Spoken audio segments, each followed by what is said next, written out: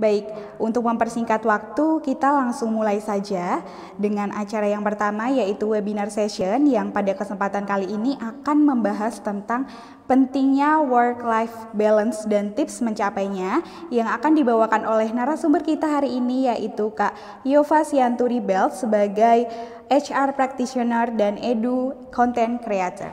Selamat pagi Kak Yova. Selamat pagi, apa kabar? Halo, alhamdulillah kabarnya baik. Kak Yova, gimana kabarnya hari ini, Kak? Luar biasa, baik juga. Kak Semua Yova bisa lihat kamera aku kan ya? bisa, Kak? Sudah terlihat Oke. sekarang. Kak Yova, terima kasih sudah berkenan untuk meluangkan waktunya untuk sharing ke teman-teman semua pada hari ini. Kita udah gak sabar banget untuk mendengarkan materi dan juga sharing session dari Kak Yova nih. Oke, Baik. mungkin untuk mempersingkat waktu, boleh kita langsung mulai saja ya Kak. Silahkan Kak Yova. Oke, aku akan share screen sekarang ya.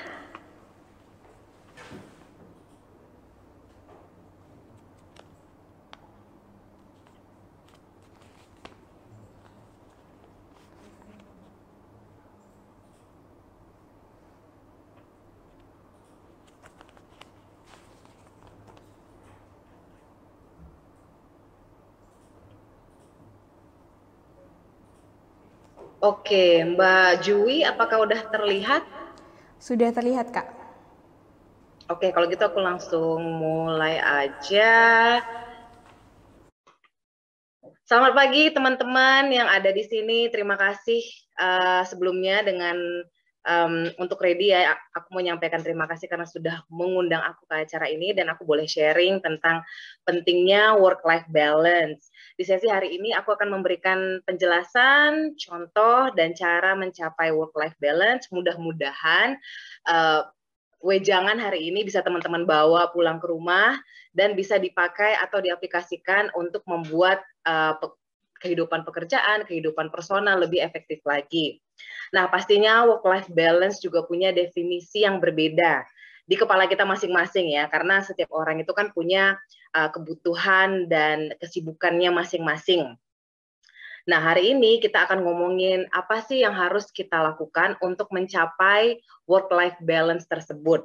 Dan work-life balance tips ini mudah-mudahan bisa teman-teman pakai terlepas dari apa sih definisi work-life balance yang teman-teman cari selama ini dan seberapa sibuknya sih teman-teman selama ini, baik itu di dunia profesional ataupun di dunia personal.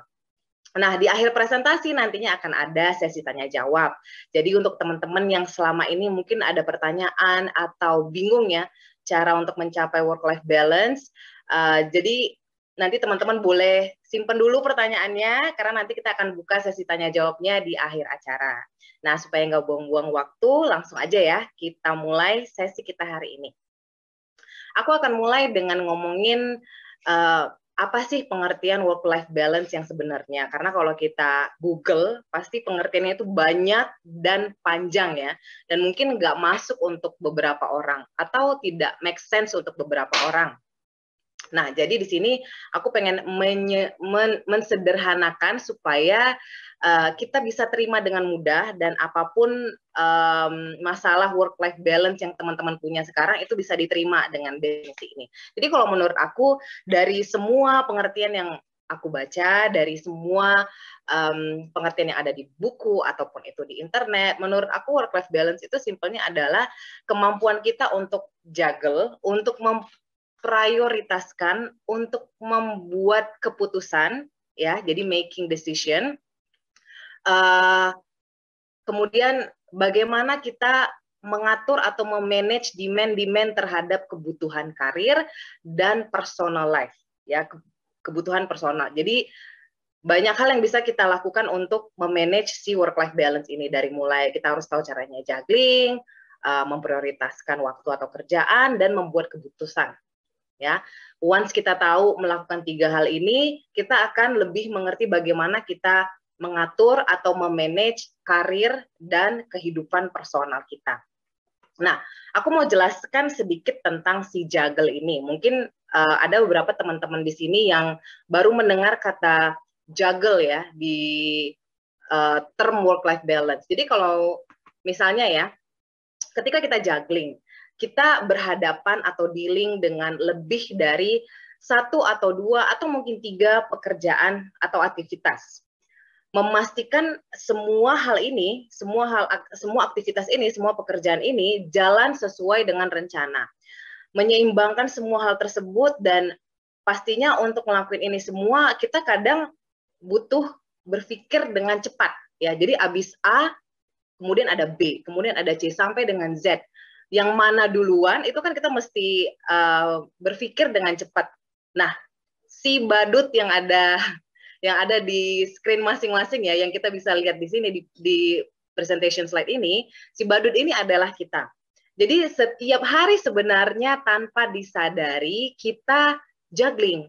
Nah, kalau teman-teman pernah lihat mungkin di TV atau di mana gitu ya, kalau badut itu suka menghibur, pasti dia punya 3 atau 4 bola di mana dia lempar-lempar, dan dia di situ kita lihat untuk mengatur bola mana yang dilempar duluan supaya yang lain nggak jatuh dan harus menangkap bola yang lain. Itu kan butuh nge-manage ya, bagaimana dia nge-manage bola-bola tersebut, dan dia harus berpikir cepat yang mana duluan, yang mana harus ditangkap, kemudian dia harus nge-manage tangannya ya, semua supaya semuanya itu bisa berjalan sesuai dengan semestinya gitu ya, supaya orang-orang bisa terhibur, supaya bolanya nggak jatuh. Jadi banyak tuh yang harus dia pikirin. Oke, jadi ya kita ini adalah dia, karena setiap hari kita tuh sebenarnya juggling tanpa kita sadari gitu. Mungkin teman-teman berpikir kalau sekarang kalau misalnya kita di posisi, kalau kita ini mahasiswa ya, dan kita ini cuma juggling tugas kampus. Nah, kenyataannya teman-teman itu nggak cuma juggling tugas kampus, tapi juga juggling hal yang lain. Misalnya, juggling antara peran atau tanggung jawab sebagai seorang anak, kakak atau adik, mahasiswa, pencari nafkah, semuanya di saat yang sama. Gitu. Jadi bayangin kamu itu adalah seorang anak, kemudian kamu pelajar, kemudian mungkin kamu seorang pencari nafkah dalam keluarga. Ada 3 peran yang kamu jalani setiap hari dan harus dilakukan di saat yang sama. Jadi bayangin, sebenarnya kalau kita nggak ngomongin masalah kerjaan ya, masalah dunia kerja, setiap hari di hari-hari kita itu kita ngelakuin ini semua. Gitu. Pastinya di sini ada peserta yang memiliki atau menjalani peran-peran tersebut. Paling tidak kita semua yang ada di sini itu punya at least 2 peran lah, sebagai anak dan pelajar, anak dan pekerja, atau mungkin ada yang sebagai orang tua, mungkin ada yang sebagai pacar, kita nggak tahu ya. Jadi kalau menurut aku semua yang ada di sini at least setidaknya memiliki 2 peran yang dijalani setiap hari. Gitu. Nah, pastinya kita sebagai contohnya ya, pastinya kita sebagai pelajar atau sebagai anak atau peran apapun yang kita jalani, kita membuat kesalahan. Tapi pertanyaannya, apakah setelah kita membuat kesalahan tersebut, kita stop menjalani peran itu? Ketika kita buat salah sebagai seorang pelajar atau sebagai seorang anak, apakah kita langsung stop menjadi seorang anak? Enggak kan? Kita terus menjalani peran tersebut sampai akhirnya kita bisa terbiasa. Sama kayak kita jadi pelajar, kita nggak mungkin langsung keluar dari kampus membuat sesuatu supaya kita tuh di DO, melakukan sesuatu supaya di DO, nggak mungkin. Kita terus menjalani itu sampai akhirnya kita lulus. Jadi setiap hari kita melakukan ini semua gitu di dalam kehidupan kita, sesuai dengan kebutuhan kita menjaga keseimbangan ini semua supaya kapal kita tuh nggak oleng, nggak berat sebelah.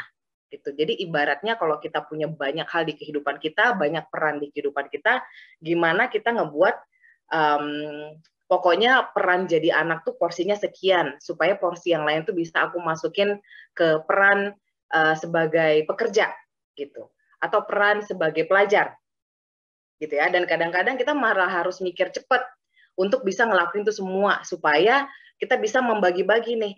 Nah, untuk jadi seorang anak tuh berapa persen ya yang harus aku kontribusiin gitu. Nah, untuk menjadi seorang pelajar berapa persen. Jadi setiap hari kita sebenarnya memikirkan hal tersebut karena kita nggak mau hanya gara-gara pekerjaan, hubungan kita, peran kita sebagai anak dan hubungan dengan orang tua rusak, kita nggak mau. Nah, itulah pentingnya kenapa harus menjaga keseimbangan. Nah, tapi apa yang terjadi kalau kita nggak seimbang? Apa yang terjadi kalau work-life balance kita itu nggak ada sama sekali? Oke, nah di sini teman-teman bisa lihat, di slide ini teman-teman bisa lihat bahwa inti dari juggling, inti dari memanage keseimbangan adalah ketika kita mempunyai multiple job atau activity di saat yang sama, kita bisa memastikan bahwa itu dilakukan, tapi tidak membuat kita mengurangi intensitas kita dengan atau dari peran yang lain. Kemudian kita memastikan gimana cara memastikan semua hal ini, semua hal yang harus kita manage ini bisa berjalan sesuai dengan rencana. Gimana kita memastikan kalau semua hal yang ada di piring kita, semua hal yang harus kita lakukan, itu bisa seimbang.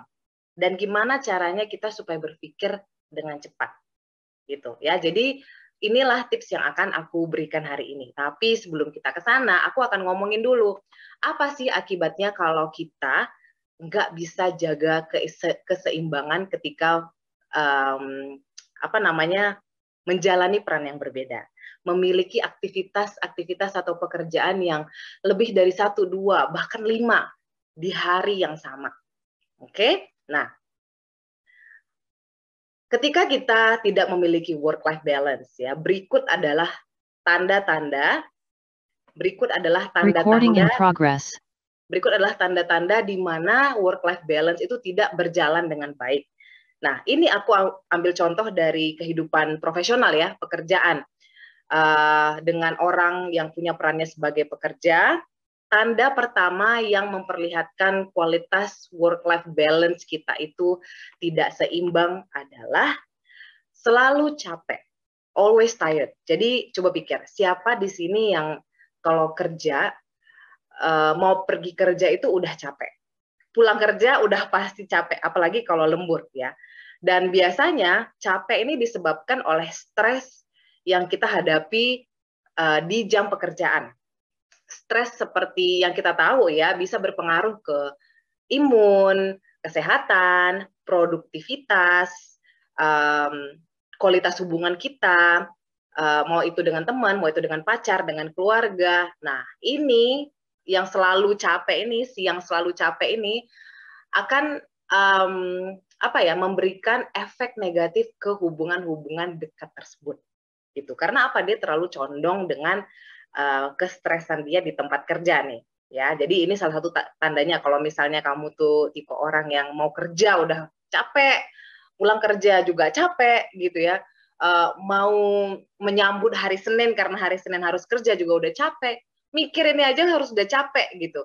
Jadi, nah ini tanda-tanda kalau kamu tuh burnout dan kamu tuh butuh keseimbangan di work-life balance kamu. Nah, ini yang pertama. Tanda-tandanya itu banyak ya. Yang kedua itu adalah overtime. Aku yakin teman-teman di sini yang sudah bekerja pasti overtime itu bukan hal yang bukan hal yang rahasia lagi ya. Kamu menghabiskan waktu lebih banyak di tempat kerja daripada di rumah atau dengan teman-teman atau dengan keluarga. Ingat loh, kerjaan itu kalau dicari nggak akan ada habisnya. Jadi semua orang pun yang sebenarnya bekerja di perusahaan yang sangat sehat, kalau dia mau lembur ya lembur, dia bisa aja lembur gitu. Karena kerjaan itu ada aja dan nggak mungkin ada habisnya gitu. Nah, kamu tipe orang yang kayak gini nggak?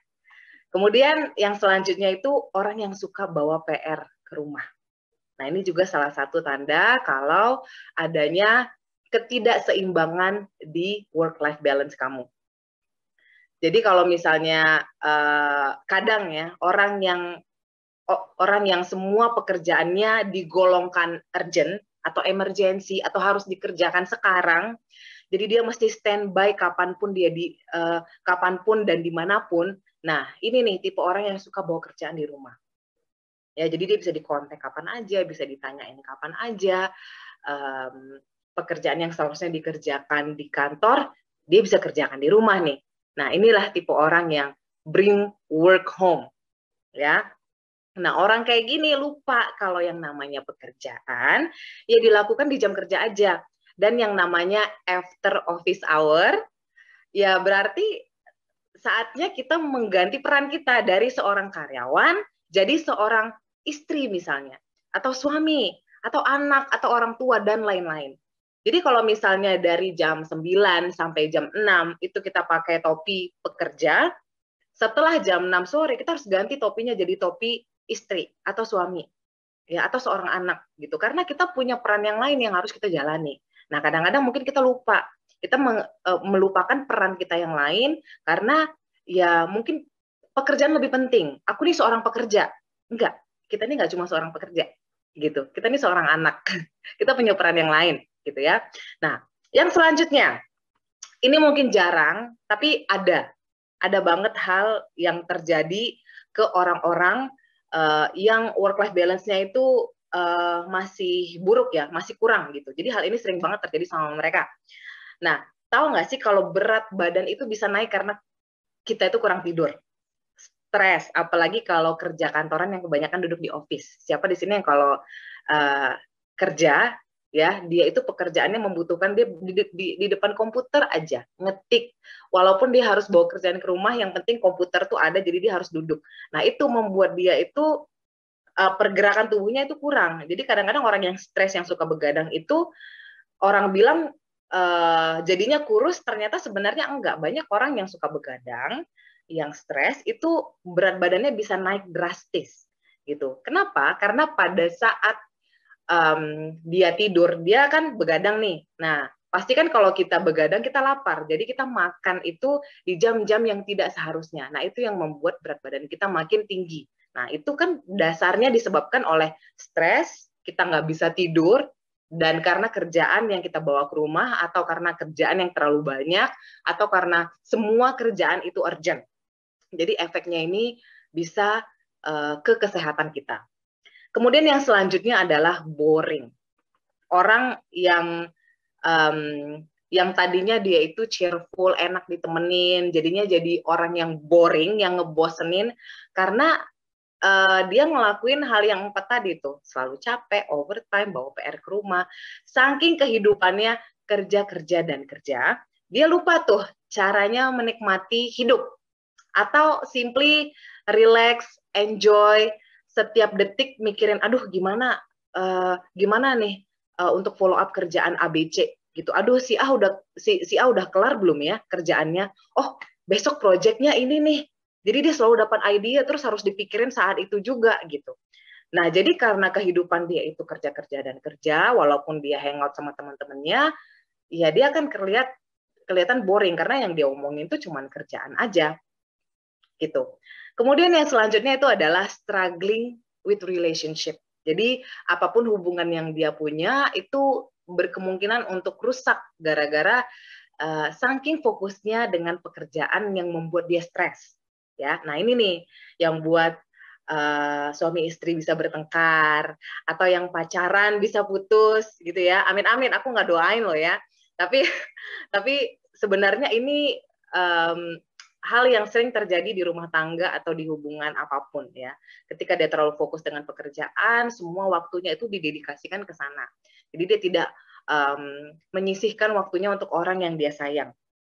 Ya, si yang nggak bisa juggling tadi soalnya ya gitu, waktunya itu semua untuk kerja gitu. Saking obsesnya atau saking under pressure-nya dia di tempat kerja gitu, yang seharusnya perannya 50% pekerja, 50% pacar, jadinya 20% pacar, 80% pekerja. Kan jadinya kapalnya oleng ya, karena berat sebelah gitu.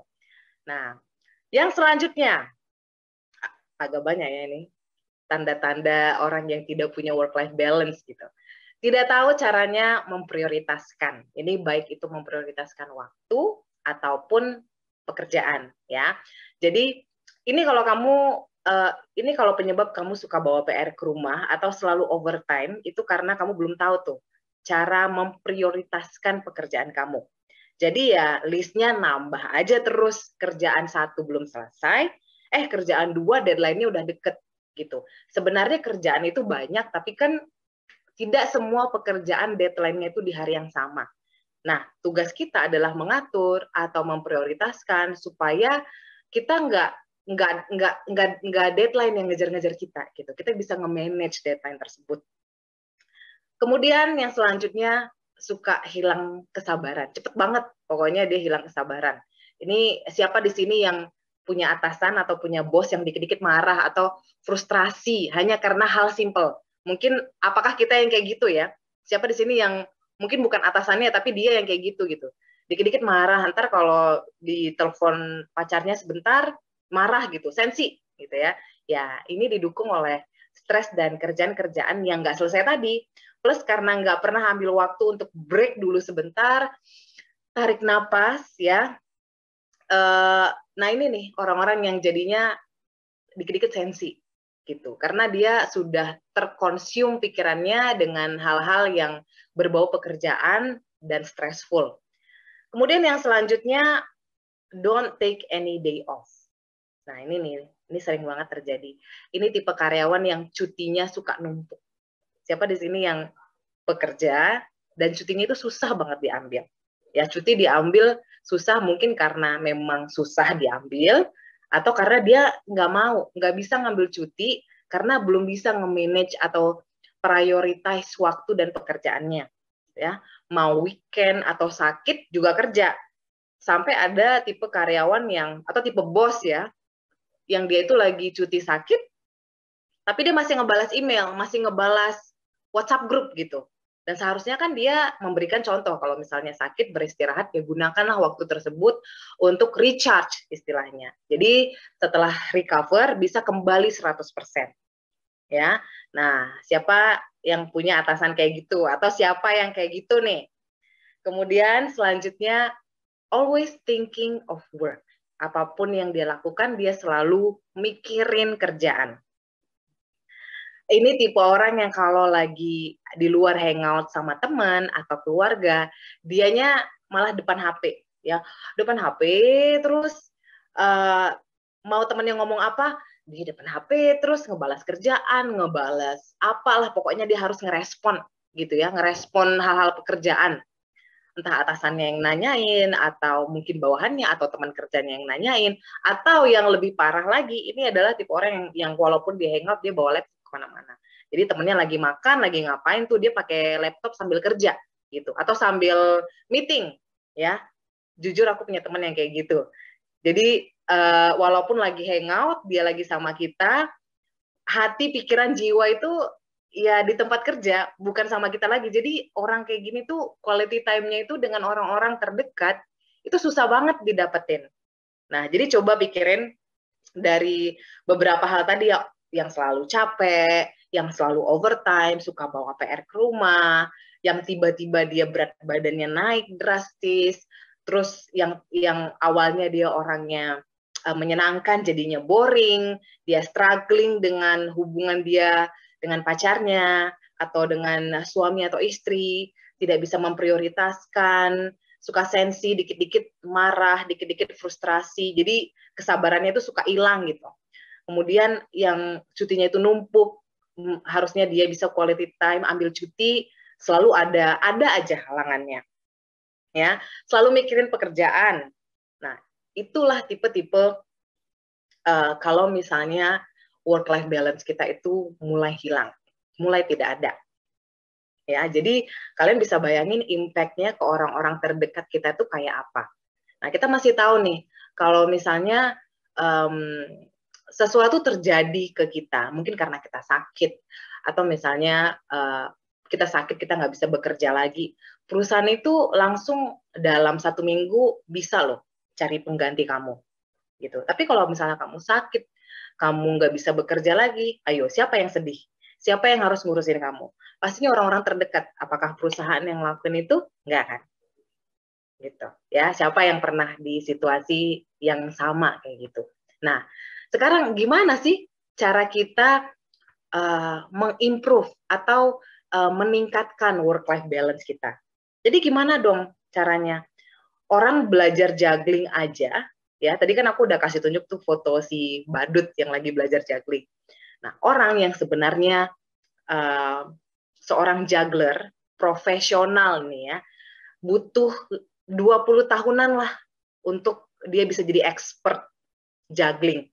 Ya, kita mungkin nggak butuh 20 tahunan untuk belajar juggling supaya kita bisa juggling aktivitas sehari-hari, kehidupan pekerjaan kita supaya dapat work-life balance. Tapi gambarannya, aku mau kasih tahu bahwa setelah kita belajar yang namanya work-life balance atau tips-tips bagaimana kita nge-improve-nya, itu nggak mungkin besok kamu langsung pinter cara ngebalancing atau menyeimbangkan work-life balance kamu. Nggak mungkin. Ya, belum tentu bulan depan. Walaupun sekarang kamu lagi nyatet apa tips-tipsnya segala macam, apa hal-hal yang menandakan kalau kamu itu nggak punya work-life balance, belum tentu kamu bisa langsung pinter nge-manage waktu kamu. Ya, nah katakan kita baru mulai masuk kuliah atau baru jadi orang tua, baru masuk kantor baru nih. Semua itu kan butuh adaptasi, proses dan pengaplikasian. Gitu. Kalau orang belajar juggling aja bisa 10 sampai 20 tahun, pastinya untuk mengaplikasikan bagaimana mengimprove work life balance kita ini kita butuh waktu lagi tuh. Ya, proses. Dan di sini aku mau kasih tahu bahwa semua proses yang kita lakukan untuk setiap orang tuh beda-beda. Jadi jangan pernah mengcompare aku bisa nih dalam 1 bulan menyeimbangkan work life aku gitu ya. Mungkin satu orang bisa ngelakuin itu dalam sebulan, tapi belum tentu orang lain itu bisa ngelakuin itu dengan timeline yang sama. Mungkin si B baru bisa ngelakuin itu setelah 3 bulan atau setelah setahun ya. Ingat loh, mau seberapa banyak pun kita ikuti seminar atau pelatihan, dapat ilmu dari orang-orang yang kamu suka, orang-orang besar, ya, itu semua nggak ada gunanya kalau ilmu tadi tidak dipraktekin. Jadi lupakan berapa lama proses itu berjalan. Yang penting itu dipraktekin dan konsisten. Kayak yang aku bilang tadi, kita jadi anak, orang tua kasih tahu kalau kita jadi anak itu harus begini, ABC gitu ya. Nah, kita praktekin nggak? Praktekin. Berapa tahun coba kita praktekin itu? Supaya bisa jadi anak yang diinginkan orang tua. Sama kan? Selamanya. Selamanya kita jadi anak. Itu status kita. Gitu. Jadi bayangin. Nah, jadi apapun tips yang kalian dapatkan hari ini, keep in mind. Kalau proses setiap orang untuk mengimprove work-life balance itu pasti berbeda. Challenge-nya aja berbeda. Pengaplikasiannya itu pasti masalahnya beda-beda. Apalagi kita semua bekerja di tempat yang berbeda ya. Pastinya untuk pengaplikasiannya itu ada yang susah banget, ada yang gampang, ada yang susah aja gitu. Oke? Nah, jadi untuk meningkatkan kualitas work-life balance, hal yang pertama yang harus kita lakukan adalah accept, menerima. Accept di sini bukan menerima kerjaan yang nggak ada habis-habisnya ya, bukan gitu ya. Accept kalau tidak ada hal yang sempurna. Pekerjaan yang kamu lakukan, mau kamu menghabiskan waktu kamu itu 24 jam, ya, itu tidak akan sempurna. Jadi kenapa kamu harus menghabiskan 24 jam kalau kamu bisa menghabiskan 9 jam kerja? Padahal dengan hasil yang sama, tidak sempurna. Karena ya tidak ada yang sempurna di dunia ini. Kita sebagai manusia juga kita nggak sempurna, kita buat salah. Gitu. Perusahaan, tidak ada perusahaan yang sempurna. Kamu mau cari perusahaan yang healthy banget, tidak ada toksiknya sama sekali, nggak ada. Karena nggak ada perusahaan yang sempurna. Itu semuanya masih dijalankan oleh manusia, yang notabene manusia itu nggak sempurna. Gitu. Jadi terimalah apapun pekerjaan yang kamu lakukan, kamu harus tahu nggak ada yang sempurna. Bagaimanapun atasan kamu harus tahu tidak ada atasan yang sempurna. Gitu. Jadi ketika kita mikirin work-life balance itu, jangan mikir kalau kamu bakal selalu pulang kerja on time. Gitu ya, karena balik lagi tidak ada yang sempurna.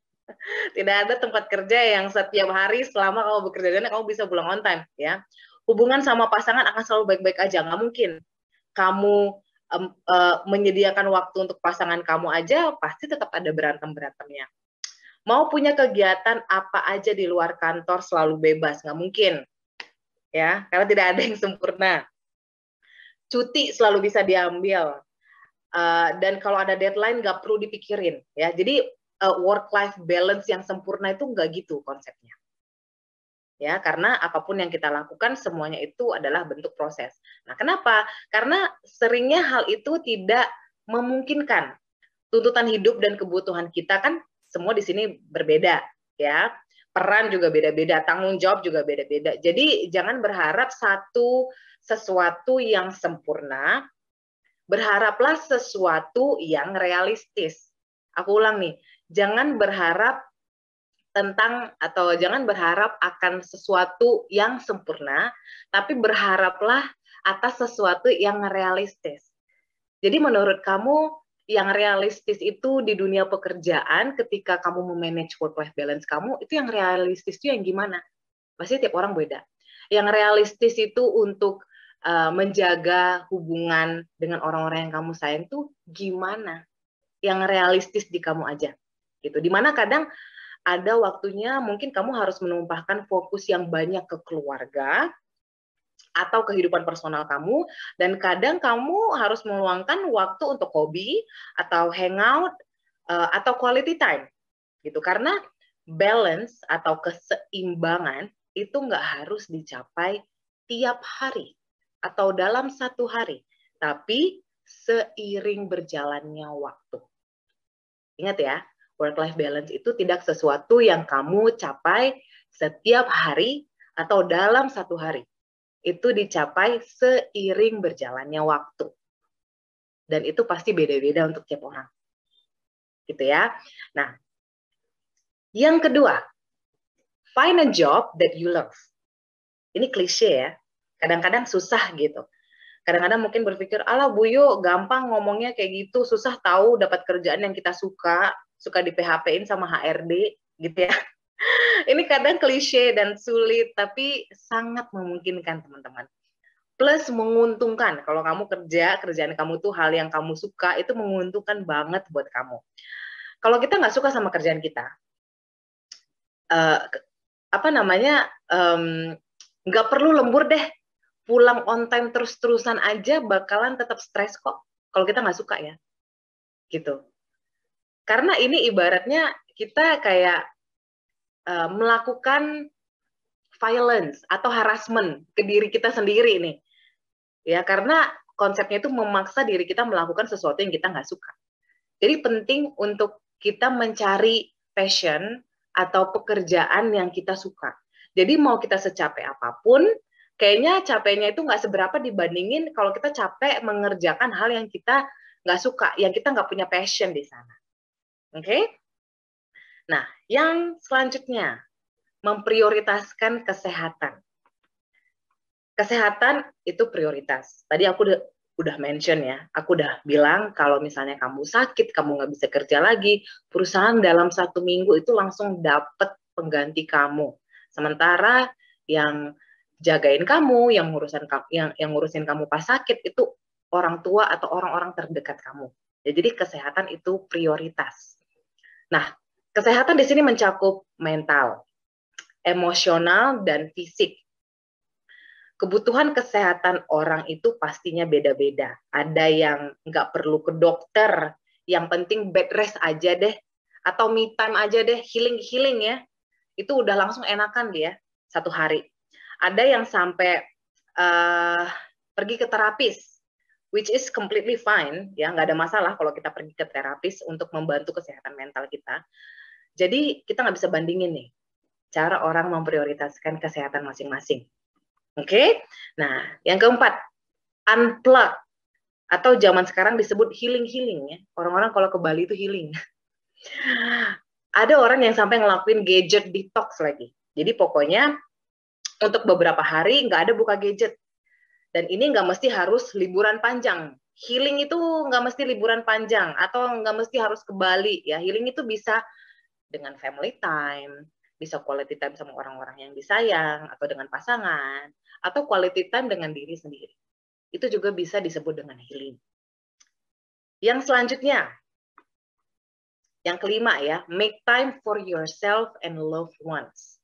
Kita menyediakan waktu atau menyisihkan waktu untuk orang-orang yang kita sayang dan diri kita sendiri. Pekerjaan itu bukan 100% hidup kita. Karir itu bukan 100% hidup kita. Sepenting apapun pekerjaan, tetap hidup kita itu tidak milik perusahaan. Perusahaan cuma bayar kita itu 9 jam atau 10 jam selama 5 hari per minggu. Ya, jadi dari situ udah kelihatan kita bukan 100% milik perusahaan.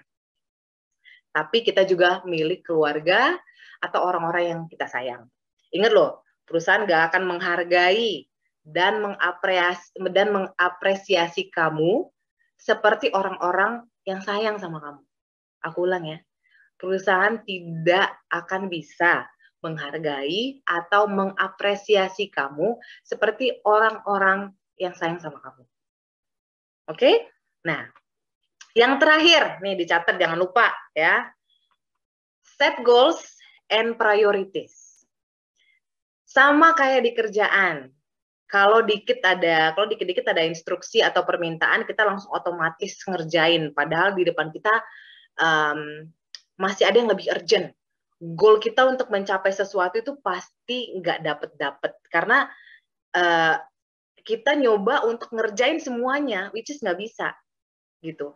Tapi ada orang yang kayak gitu, lagi ngerjain A, dapat instruksi pekerjaan B, tanpa ada deadline atau tanpa nanyain deadline-nya, langsung dikerjain. Atau orang yang dia lagi ngerjain apa depan komputer, terus tiba-tiba masuk email dari atasannya, ada project lain, padahal nggak disuruh dikerjain pada saat itu juga, langsung dia otomatis ngerjain gitu. Untuk apa? Itu yang membuat kita akhirnya tidak memiliki work-life balance. Tanpa nanya, Bu, Pak, ini deadline-nya kapan ya? Udah kita langsung otomatis gitu. Kayaknya otaknya udah bekerja otomatis gitu. Nah, ini sebenarnya terjadi dengan aku. Jadi personal story aku adalah ketika aku memang berangkat dari background yang tidak tahu memanage waktu aku sama sekali atau pekerjaan.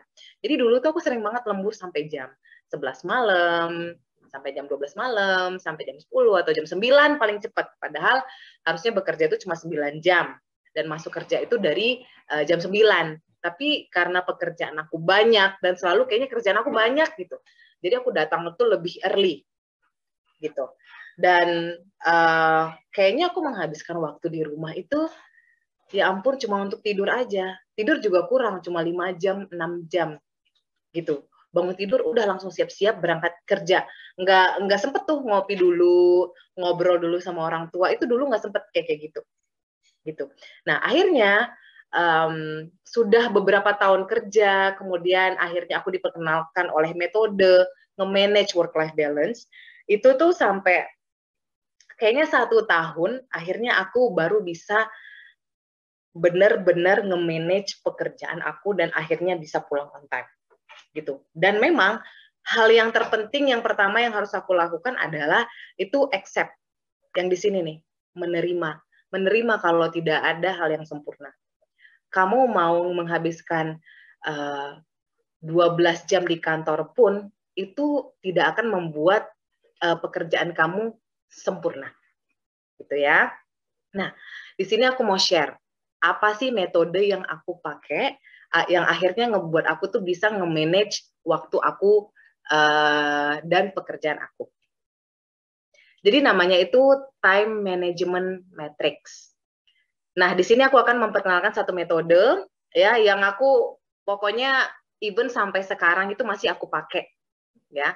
Sampai-sampai satu hal yang selalu diingat oleh mantan-mantan bos aku itu adalah aku adalah seseorang yang selalu tahu nge-manage kerjaan dan waktu. Jadi kalau misalnya ada satu pekerjaan yang punya deadline yang tight banget, itu pasti dikasih ke aku karena mereka tahu aku pasti bisa nge-manage itu tanpa harus lembur segala macam gitu ya. Jadi time management matrix adalah alat yang kita gunakan untuk mengatur diri yang dikembangkan oleh Dr. Stephen Covey di bukunya Seven Habits of Highly Effective People. Nah, metode ini sekarang sudah banyak digunakan perusahaan dan organisasi-organisasi di seluruh dunia supaya karyawan atau perusahaan lebih mudah mengatur dan memprioritaskan pekerjaannya. Waktu aku ikut pelatihan ini, kalau nggak salah itu pelatihannya selama 3 hari. Jadi bayangin, pelatihan yang sebenarnya 3 hari, itu aku rangkum menjadi berapa nih waktu kita? Cuma sebentar ya kalau dipikir-pikir ya. Belum lagi nanti kalau belum lagi nanti waktunya kepotong sama Q&A gitu loh. Jadi bayangin, pelatihan 3 hari itu dirangkum dengan waktu yang sangat singkat. Jadi aku berharap banget kalau teman-teman bisa mengambil pelajaran dari sini dan mungkin sedikit aja deh bisa diaplikasikan ke kehidupan sehari-hari, itu udah bagus banget gitu. Nah, langsung aja ya. Si time management matrix ini dibagi menjadi 4 kuadran. Oke, kuadran 1 urgent and important, kuadran 2 not urgent and important, kuadran 3 urgent and not important, kuadran 4 not urgent and not important. Ya, mungkin sebagian dari teman-teman pernah ngelihat kuadran ini. Nah, tapi aku jelasin dulu dasarnya ya. Important atau penting itu adalah aktivitas atau pekerjaan yang membuahkan hasil dan akan membawa kita ke suatu pencapaian. Mau itu untuk kebutuhan profesional atau personal.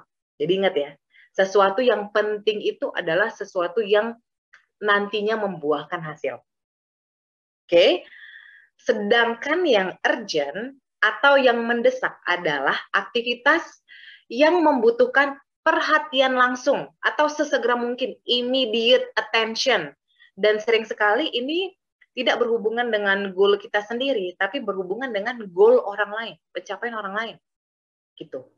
Ya contoh, misalnya kalau kita tiba-tiba dikasih kerjaan yang urgent banget, yang butuh immediate attention, padahal itu sebenarnya bukan untuk pencapaian kita, untuk keperluan atasan kita, gitu kan. Sering gitu ya, bos minta kita sesuatu urgent nih, urgent gitu, padahal ya itu kerjanya dia sebenarnya, gitu loh, ya. Nah, jadi aku langsung aja nih, urgent dan important. Contohnya itu kayak gimana, ya. Di sini aku ada tulis beberapa contoh, mungkin kalau teman-teman ada suggestion lain boleh ditambahin. Contoh aktivitas atau pekerjaan ya yang urgent dan important.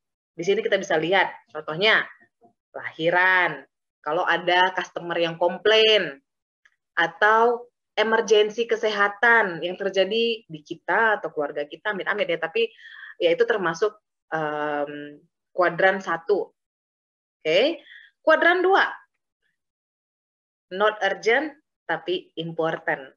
Ya, contoh, bayar cicilan, servis kendaraan, appraisal, ngedate sama pacar, pelatihan, ya. Nah, ini semua tidak urgent tapi penting. Tapi aku tanya, punya hasil nggak? Bayar cicilan, punya hasil. Ya, kalau kamu bayar cicilan, artinya kan kamu punya target. Oh, tahun sekian cicilan rumah harus selesai, jadinya aku punya rumah sendiri.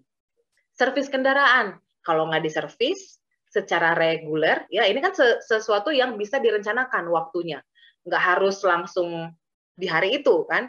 Ini bisa direncanakan, tapi hasilnya nanti kendaraan kita mau umurnya 5 tahun, 10 tahun masih bagus. Appraisal, kalau di kantor. Ya, appraisal tuh nggak mesti baru mulai kerja harus dilakukan appraisal. Appraisal itu biasanya kan setelah 6 bulan kerja atau setelah setahun kerja. Dan melihat hasilnya itu kayak gimana. Kalau kita tahu hasil appraisal kita bisa melihat habis itu perjalanan karirnya ini mau gimana nih dari hasil appraisal tadi. Ada pencapaiannya. Ngedate, ya pacaran, PDKT segala macam lah, pokoknya ngedate. Itu penting, tapi nggak urgent. Nggak mesti setiap hari ngedate. Nggak mesti saat si cewek atau si cowok pengen keluar itu kita langsung ngedate, nggak mesti.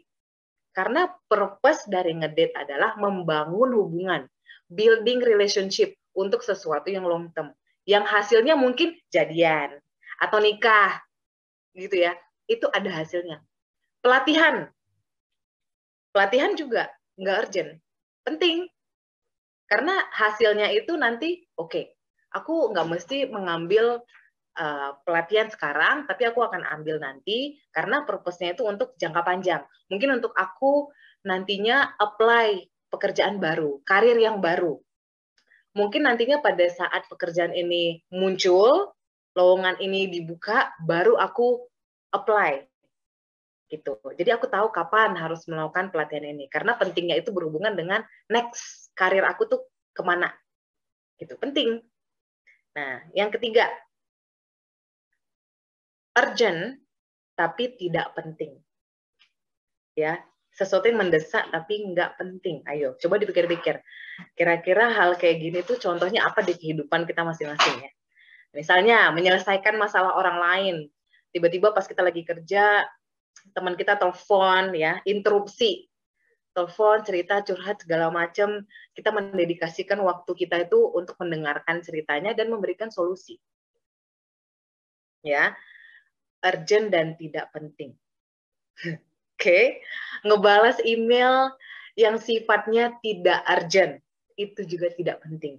Email baru masuk, sebenarnya nggak mesti kita langsung balas, di detik itu juga. Gitu. Selesaikan dulu apa yang harus kita selesaikan, kemudian baru dibalas nanti. Gitu. Sama, kayak kita ditelepon teman kita bisa bilang, boleh telepon nanti nggak ya? Aku lagi kerja soalnya, aku punya deadline. Nggak ada salahnya. Kalau teman yang benar-benar nge-value atau menilai kamu sebagai teman, pasti dia punya yang namanya pengertian, understanding.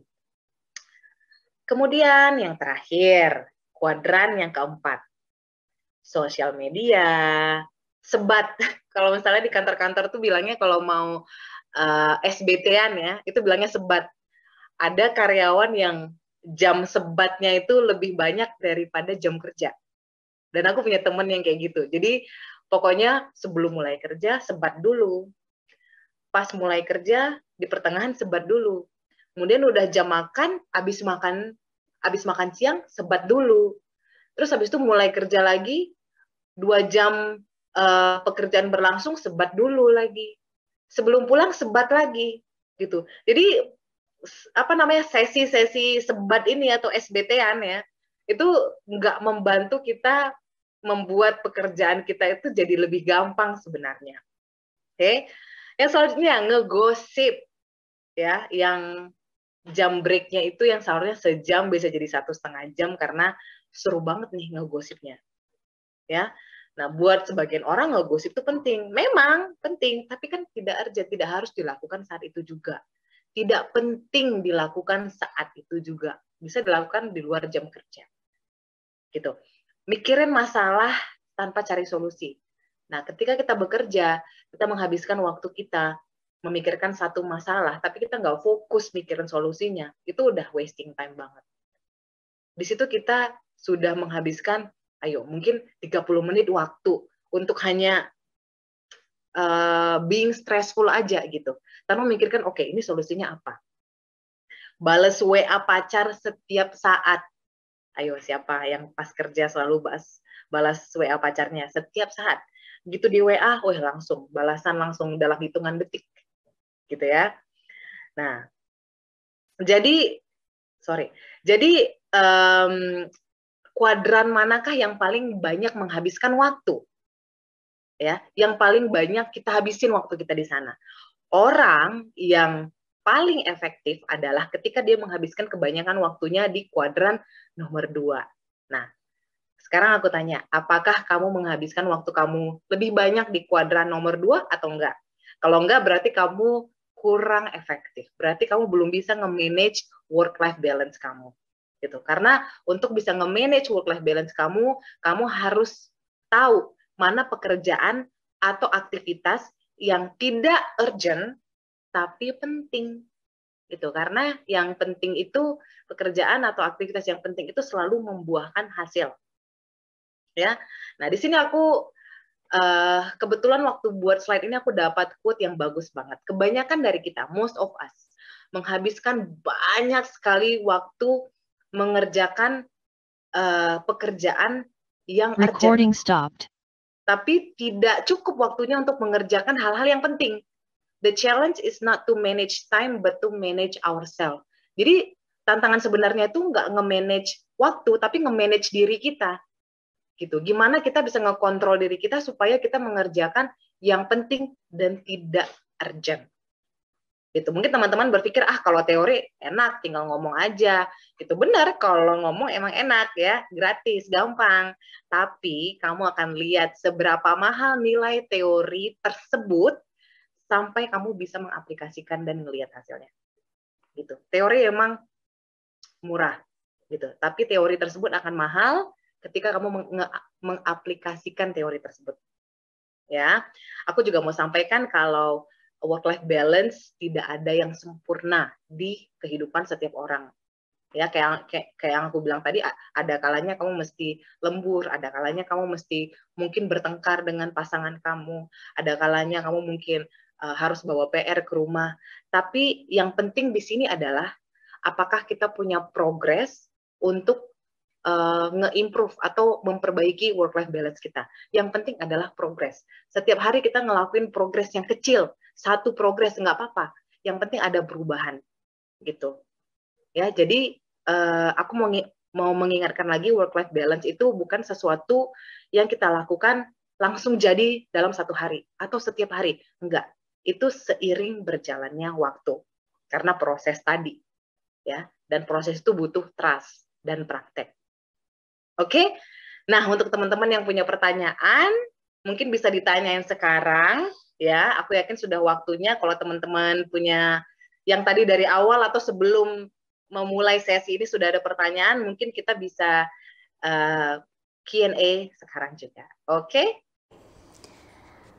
Oke, baik. Terima kasih banyak Kak Yova atas materi dan juga tips-tips yang diberikan tadi ke teman-teman semua.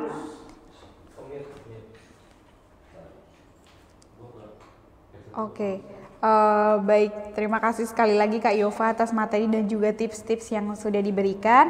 Kalau boleh ya Kak, sedikit saya simpulkan bahwa pada dasarnya work-life balance itu sangat penting, bukan hanya untuk kesehatan mental juga, tapi juga untuk kesehatan fisik juga sangat penting gitu. Tapi yang perlu di-highlight tadi juga bahwa proses dan perjuangan setiap orang untuk mencapai work-life balance itu beda-beda gitu, struggle-nya beda-beda. Nah, semoga sharing dan tips dari Kak Yova tadi bisa bermanfaat untuk teman-teman semua yang ada di sini. Nah, kita langsung aja ke sesi Q&A karena sudah ada banyak pertanyaan yang masuk. Ini pertanyaan yang pertama dari Reynaldi, Kak. Bagaimana caranya untuk menolak pekerjaan yang diberikan saat di luar jam kerja, Kak? Boleh, silahkan Kak Yova. Baik, terima kasih pertanyaannya. Kalau menurut aku sih konteksnya bukan menolak. Jadi lebih memberikan respon dan memberikan offer. Jadi kalau dari pengalaman aku dulu seperti ini. Kalau misalnya di luar jam kerja, yang akan aku lakukan itu pertama adalah meminta maaf. Maaf Pak, kebetulan saya ada kegiatan lain. Nah setelah ini apakah bisa saya kerjakan dan saya kirimkan besok atau kapan. Jadi ketika kita mempospon pekerjaan itu, kita harus offer atau menawarkan schedule yang lain. Atau kita tanya dulu, maaf Pak, kalau boleh saya tahu ini deadline-nya kapan? Dan kita tahu kan berapa lama waktu yang kita butuhkan untuk menyelesaikan pekerjaan tersebut. Gitu. Jadi ketika kita mau menolak, ya konteksnya bukan menolak sih sebenarnya, tapi lebih ngepospon dan memberikan dia tawaran kapan kita bisa get back dengan hasilnya. Kalau kita nggak bisa ngerjain di saat itu juga, gitu. Dan aku juga tipe orang yang kalau semenjak aku tahu ya time management matrix ini, aku tidak membiasakan ngerespon langsung pada saat aku di WA atau di telepon pada saat jam kerja. Gitu. Karena ketika kita ngelakuin itu sekali, itu akan membiasakan atasan kita atau siapapun itu untuk ngelakuin itu setiap waktu. Gitu. Kita bisa aja bilang, maaf, saya lagi ada kegiatan lain Pak, boleh nggak saya get back sehabis ini? Ya, jangan lupa minta maaf loh. Terus sekali. Oke. Thank you Kak Yova untuk jawabannya. Semoga menjawab ya Kak Rinaldi. Jadi intinya kita harus konfirmasi dulu nih gitu. Maksudnya untuk menjawabnya sifatnya konfirmasi dan tetap harus sopan ya Kak gitu. Karena kan untuk supaya kedua belah pihak juga sama-sama enak gitu. Baik, selanjutnya ada pertanyaan dari Kak Freddy. Di era kerja virtual ini kita menerapkan program remote working atau working from everywhere. Nah, sementara memang belum ditetapkan regulasi terkait jam kerja. Jadi, setiap waktu, kapanpun itu, karena dianggap harus selalu ready menghadiri 2-3 rapat Zoom atau virtual bersamaan, meskipun kita boleh kerja dari mana saja termasuk dari rumah. Padahal sebelum virtual work from everywhere ini, kerja kita termasuk santai sekali. Nah, berkaitan dengan hal tersebut, bagaimana cara mengatur work-life balance pada kondisi kerja seperti ini? Terima kasih. Silakan, Kak. Maaf, Jui, tadi suara kamu sempat hilang, tapi kayaknya poinnya aku dapat. Jadi lebih ke nge-manage waktu pada saat kita bekerja remotely ya? Iya, betul. Oke, terima kasih untuk pertanyaannya. Jadi kalau menurut aku sebenarnya ya, aku tipe orang yang lebih suka kalau kerja remote itu fleksibel. Biasanya kalau kata fleksibel itu dikaitkan dengan pokoknya kerja itu bisa kapan aja, di mana aja. Jadi menurut aku kerja fleksibel itu oke, karena dengan kerja kayak gitu aku bisa lebih nyantai. Biasanya kalau kita tanya nih ke HRD, Bu, boleh nggak kita punya guideline atau peraturan untuk jam kerja selama kita WFH gitu ya, atau kerja remote gitu ya. Mungkin beberapa dari mereka akan bilang nggak ada, tapi kan bonusnya buat kamu, benefitnya buat kamu bisa kerja lebih santai, bisa kerja lebih rileks. Nah, on the other hand, aku juga ngelihat pengalaman teman aku yang dia itu kerja dari rumah, tapi setiap jam 6 sore langsung tutup laptop. Dan dia membiasakan itu supaya orang-orang setelah jam 6 nggak ada yang nyari dia. Jadi kalau menurut aku, lihat gimana culture di kantor kamu. Apakah is it okay ketika memang sudah jamnya tidak bekerja, kamu tutup laptop atau tutup komputer atau matiin HP atau nggak ngerespon sama sekali, ya kayak yang pengalaman yang aku lakukan sekarang, yang pengalaman yang aku ceritain barusan. Atau memang menurut kamu sebenarnya